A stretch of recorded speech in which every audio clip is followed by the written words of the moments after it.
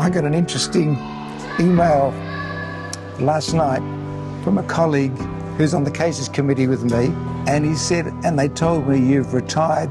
Please say it isn't so. And that was very touching from a good colleague of mine. So that gives you an idea of the sort of camaraderie we have. I am very sad that as of December just gone, I have retired from MDA National. The road's been long, but we're still standing. We'll get a hug from my son. Steady hand in hand. That's all right. I'll just listen like this. I'm just worried you might find something wrong, that's all. Next, they're going to get you to operate on me, so... This is your heart, Dad. I've actually never showed you this, have I? No, you haven't. It's the first time I've seen it. Jay was my youngest son. He became very inquisitive about my work and what I thought, and I was able to, I don't know, encourage him rather than persuade him that he should look on medicine. It's really not difficult to have some influence because they see the lifestyle, they see the pleasure we get out of doing what we do. I don't think he ever expressed a desire to do anything else. I'm trying to encourage my son and daughter to pick it up as well. I didn't want to put too much pressure on them, so I said they can be any kind of doctor they want, you know, so yeah. He was always a cool, calm person. He didn't ever seem flustered.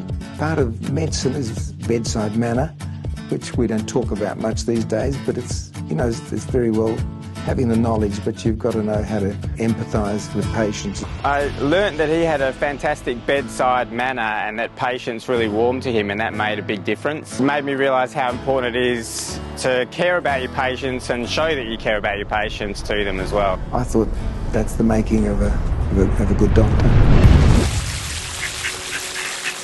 He worked very hard, you know, to get where he is today. He would, in the summer holidays, paint gnomes and walk house to house selling them to could buy his medical books to put himself through med school. I know that he's always there, he's always been there, so if I needed him for something, for advice about particular situations, you know, I can always pick up the phone and talk to him and ask his advice.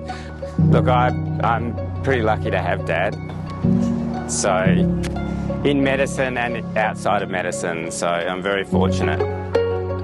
I think one of the most surprising, scary experiences was when I was a registrar working with an orthopaedic surgeon, and we had opened an abdomen, and as he turned around, the retractor slipped out and slashed the lower part of the inferior vena cava, and within seconds the abdomen filled up with blood, and I think I just about collapsed. And I think the surgeon, who was very experienced, orthopaedic surgeon, turned white and very calmly said, "Sister, get me all the packs you can get."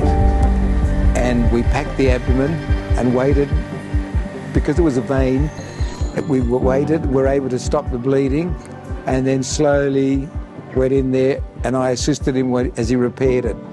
That's always stuck with me because that was a very scary moment for both of us, and it's very stressful today if a doctor gets a writ, and it's becoming more and more common that I don't think any doctor will escape their career without getting a writ or some sort of complaint. And most of the time, I'm happy to say it's not justified, but you can understand from a patient's point of view, if they've had a procedure done or a treatment of some sort and they're not happy, there's lawyers out there who say, well, come and see us and we'll do something. So, you know, a writ will follow, and our job is to treat the patient and the doctor fairly and see whether there has been an error or a mistake, or whether it's just lawyers or patients really just having a go. Dad's been obviously with MDA for a long time. It probably would have been a fairly controversial choice had I gone with someone else. All the different insurers there handing out things, and I was like, that's okay, I'm sorted, all good. And what I miss most is the collegiality, the friendship, the meetings. We meet so regularly, you know, that you are really like a family.